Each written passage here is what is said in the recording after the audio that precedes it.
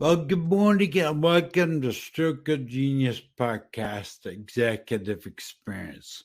I'm your host, Aaron Alva. I got a special guest for you today.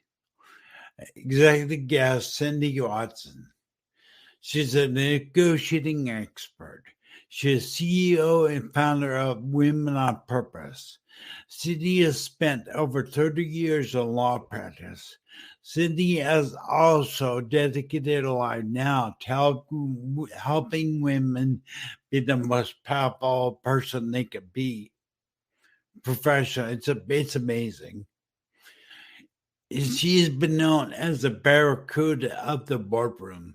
So we're going to be bringing her on. Let's bring her on now. Hold on.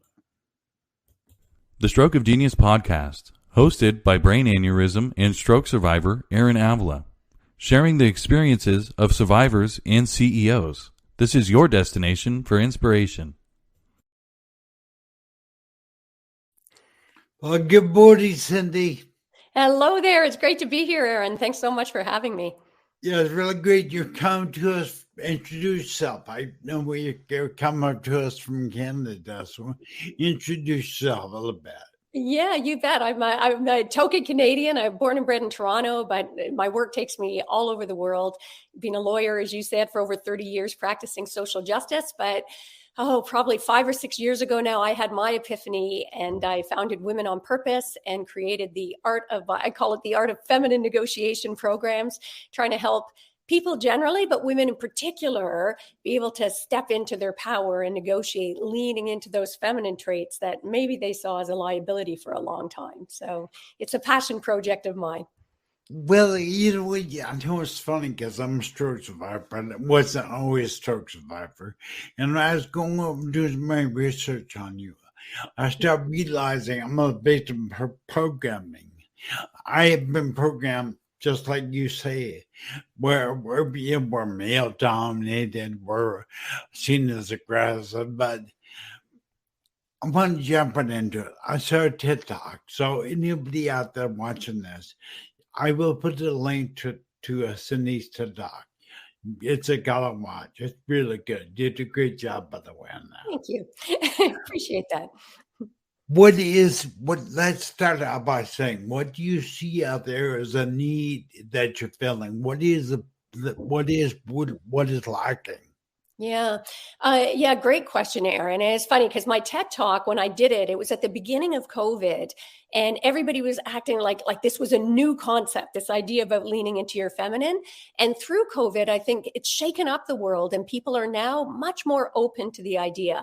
And let me say at the beginning, I think a lot of people, I get pushback about using the word feminine, but this is not actually gender-based, right? We all have masculine and feminine energy, but my TED Talk and what really prompted this for me, I feel like the world is out of balance, right? For so long, we've defined success based on this very competitive masculine model in business, certainly in politics, in our negotiations.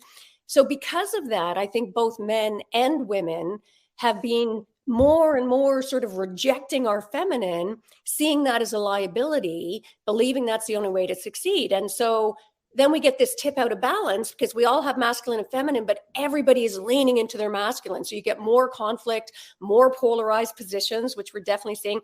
And I was guilty. You mentioned about me being the barracuda. My clients called me the barracuda for many years at the beginning of my practice. And that wasn't my natural go-to growing up. And there's a really high cost that comes to everybody bringing that take no prisoners approach, believing that's the only way to succeed. And so, I had my epiphany about the high cost it was for me, and taking a look around at certainly the women and the men in my life who had sort of lost touch with their authentic self and were all showing up in business, causing this constant conflict. And I realized there's a better way to be able to get actually better outcomes, better solutions, better relationships, better buy-in. So that was what prompted me and why I think it's just so important today. Well, I'm sold. I know I see this, you just mentioned the conflict because the bias, because of, we're told we're getting into this, we're told church of God, it's men, church of God, we're gonna talk about the power of you women having intuition, and I'm gonna talk to you about that. But I think it's really important to realize that women should not be discounted or minimized or anything. And I'm really excited. But let's get into that. I do have a question because I heard something that really kind of touched my heart. And you had a life event that taught you about trusting your intuition and go with your daughter. Could you tell us about that? A little bit about that.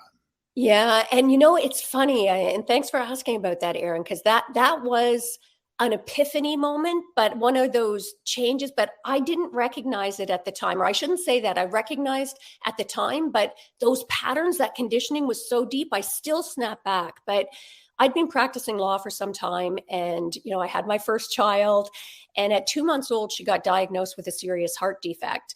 And we ended up and she had to have open heart surgery. And we ended up at the hospital for sick kids in critical care for almost 3 months. She was one where everything that could go wrong went wrong. And at the time, you would have thought if there was ever a time that I would have brought that barracuda to the table, that would have been it, right? Because I'm fighting for her life every day in that hospital when things were going wrong. And the interesting thing that I didn't really appreciate until later was that I wasn't showing up that way. I was in a place of pure feminine, sort of, call it maternal power. So I was building rapport with the nurses, with the doctors, with the surgeons, with the administrators. I was bringing empathy to the table, commiserating with them. I was having to build trust, with my husband as I went toe to toe with the cardiologist, with the administrators, with the cardiologist. I was having to stay flexible. I really had to trust my intuition because I was often having to disagree with and trust my intuition against the world's leading cardiologist. And, and just being able to lean into that sense of feminine power. And sure enough, like at one point, the doctors had told us that Jade wasn't going to make it and that she needed to go in for surgery again. And at that point, Aaron, we'd been almost 3 months in the hospital and she was back to her birth weight. Like she'd gone in the hospital at 2 months. We're almost at 5 months now and she's still back at her birth weight, not responding. And I said, no. And the one cardiologist said to me, well, fine, because they're not used to being challenged. And they said, fine, but we don't believe she'll make it and it'll be on you. And oh my God. I like wrong thing to say, to the wrong woman at the wrong time. And he knew immediately that he'd stepped into it because I really, I came back. And then they had the chief cardiologist come down and talk to me. And I realized it was all of that time in the hospital was a form of negotiation, right? Every day that negotiating dance. And so they are like, Mom, what is it you think we're not doing? And so I had to give a list of things. I wanted her off the ventilator because she hadn't been breathing on her own now for longer than she'd been alive at that point. And the longer you stay on, chances are you're never going to get off. So I gave all of my list of things, common sense stuff that I wanted done. And to their credit, they did it. And Aaron, they went from her saying that she wasn't going to survive unless we went back in to operate again, which she would never have survived.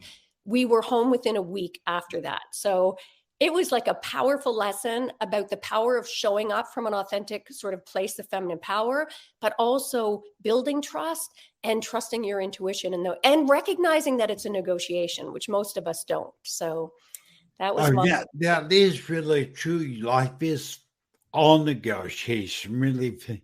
Marriage, your relationship with kids, everything, it's all negotiating. So I can appreciate that. But you talk about intuition. And we as men are told to trust our gut. Yeah. Told to get great, to trust our gut. And then I do recall growing up, it was a big push of saying, trust a woman's intuition. I don't think it ever came up. But it's so true, that little voice inside you. Here you are. You just said you were going to toe-to-toe with neurosurgeon, correct? With your intuition. Yeah, and it's tough, especially with the ventilator. I mean, that was And they all said Jade wasn't ready to come off. And I just had to trust my intuition that it was the right thing. And we're all standing, it was like a bad TV show, Aaron, right? We're standing in that room and they grudgingly agreed to do a trial, extubation. So they took the breathing tube out and she wasn't breathing. And they're counting down and then they call time, then they're all rushing to reintubate her. And it's one of those, the intuition, I don't even know still to this day where it came from, but I was like, wait, no, just give her 5 more seconds. And like I say, it was a scene from a bad show. So then everybody freezes, and then the one nurse just starts counting.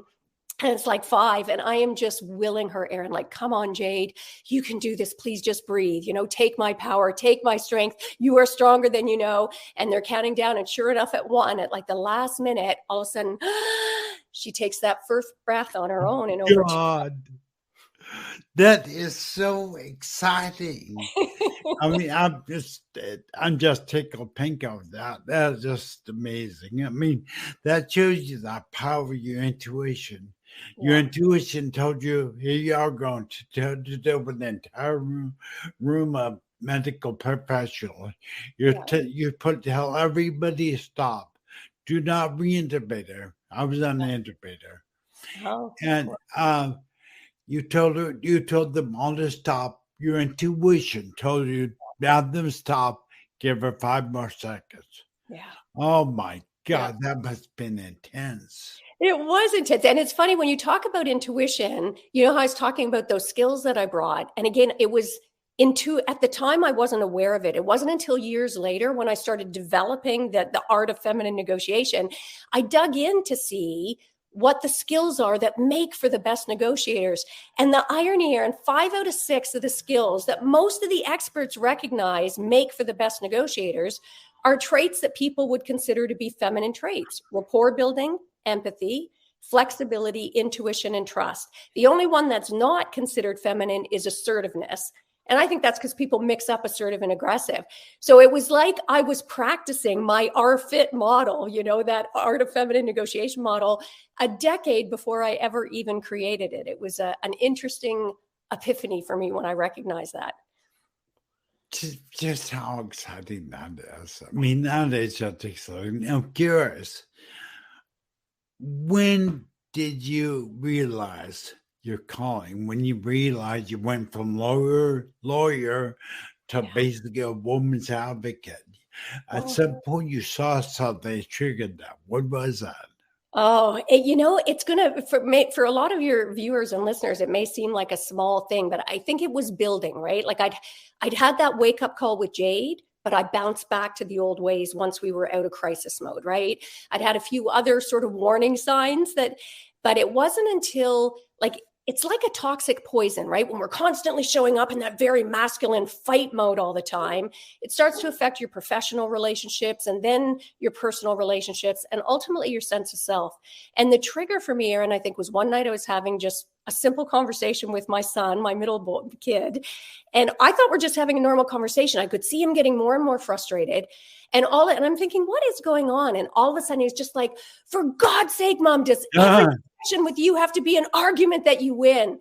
And it was like somebody held up a mirror and I did not like what I saw. And that's when I started digging in and asking around and recognizing, and for women in particular, but both, women either shy away from negotiation because they don't want to be that barracuda, they don't want the conflict, or we bring that overcompensating energy like I did. So that really became my mission about recognizing, wow, you can actually get better outcomes by leaning into your skill sets, leaning into those feminine skills, whether you're a man or a woman. So I would say that was the turning point for me. That's really amazing. It's great that the universe works like that because that's how the universe works. It steers us that way. But, the power of the intuition, the power of the woman. I mean, that's true for men, but we're really here to focus on the women. But you call them feminine traits as if they're weak. Yeah. But they're really strong, right? They really are strong. Could you name the traits off again? Would you really just mention them? Yeah, I mean, there's a whole list. There was and ironically, there was a huge study done on this a decade ago about that, 60,000 people and what traits people consider to be feminine versus masculine. But the start for my sort of art of feminine negotiation was, I call it that R-FIT model. It's just an easy acronym to remember, right? You are fit to be a powerful negotiator. So it's AREFIT. So it's assertiveness, rapport building, empathy, flexibility, intuition, and trust. But it really at its core, Erin, it's about not coming to these discussions or potential difficult discussions or potential conflict, not coming from a place of competition where you're looking to win or exert power over, but coming from that more collaborative place, that place of empathy where you're truly seeking to understand, get curious, seek to understand and meet the needs of the other party. Whether you hit the nail on the head, whether it's with your kids, your intimate partner, service providers, or in the business world, whether you're dealing with multi-million-dollar contracts, it's recognizing that those so-called feminine traits are actually your secret weapon. They are the most powerful traits to get you better, more creative outcomes than that traditional competitive model. That was a real mindset shift for me, and I'm hoping to help share that with other people. Well, that was a mic drop moment right there. I'll tell you what, I think you use this term a lot, several times now, leaning into those feminine traits that saw as weak. Yeah. And they're really not. I call them, they're your superpower as women. And I think it's amazing how men as general, I'm going to say men, because the stereotypes that were developed and the weakness that we're accused you of being was created by men. And I've been married 30 years, so I have great respect for women and their intuition, what they have to say.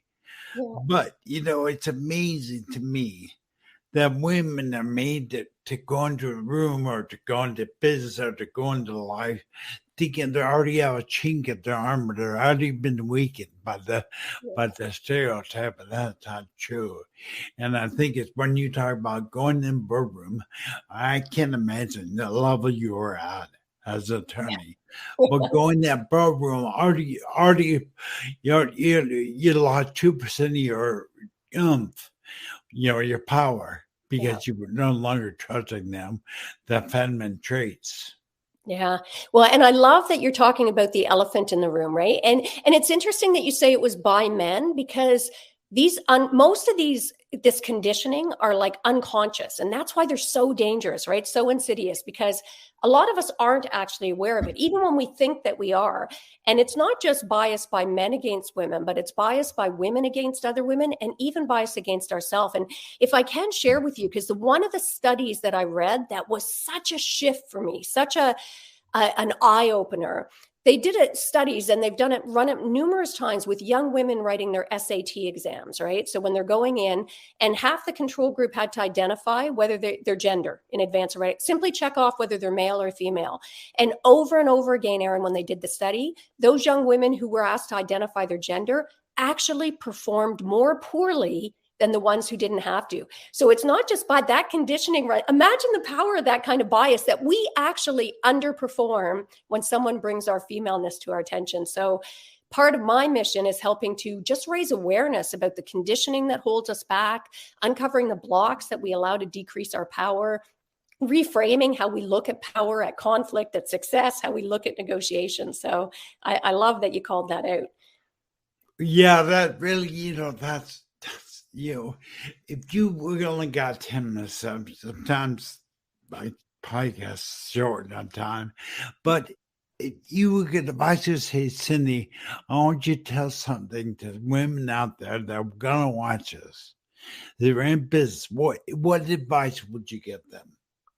Okay, great question. I would say the quickest advice I would give is to raise your awareness, get really intentional about how you want to show up. Stop seeing your so-called feminine traits as a liability and start recognizing what your strengths are. There's no one way to be a woman. There's no one way to be feminine. There's no magic to that.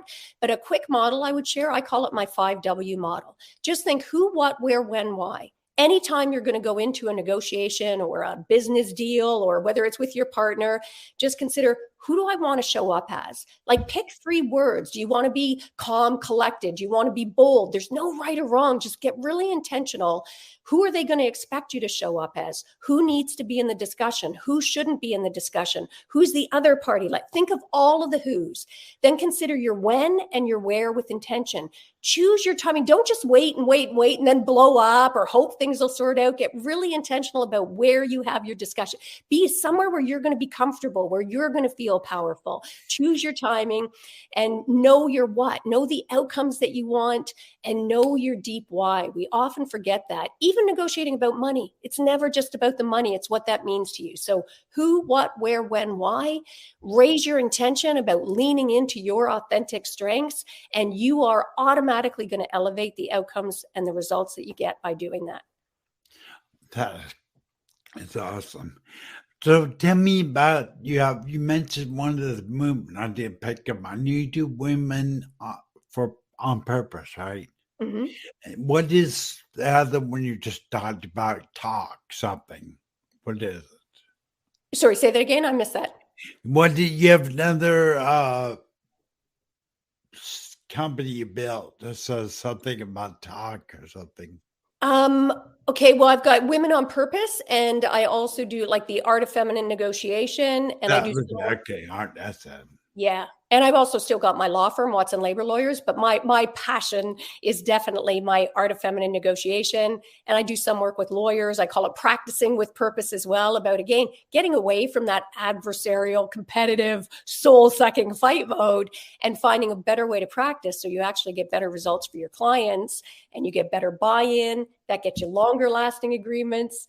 And, if you come thinking you want X and I want Y, and we're both think we're fighting about it, we're either going to split the baby or one's going to win, the other's going to lose. But when you come looking to understand each other's positions, or even one party really listening to understand the others, over and over again, you end up coming up with outcomes for both that are better than either of you could have expected. It's a beautiful thing to watch unfold.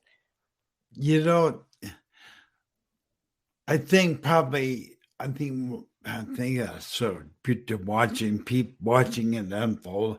I think all women out there need to realize they have a superpower. Yeah. And it's not what I'm going to end this way, but it's not what the stereotype tells you weak. You really can't take control. It's not you have a superpower. It's your feminine traits. So I'm asking you as women, be confident who you are. Don't buy into the stereotypes. Cindy, I can't think enough, but what is your social media? How do people get a hold of you? Oh, yeah, beautiful. By all means, check out our website at womenonpurpose.ca. Loads of free resources there. I do weekly blogs, weekly podcasts, lots of free ebooks. So womenonpurpose.ca or artoffemininenegotiation.com. Either of those will get you where you want to go.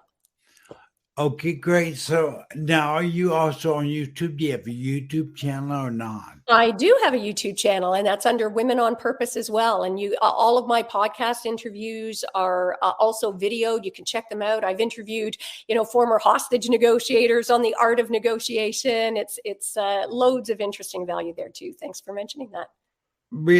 So everybody knows that watching this if you're watching this on replay, check the description. Take a minute and put some links to Cindy's work in the description of the video on YouTube and LinkedIn.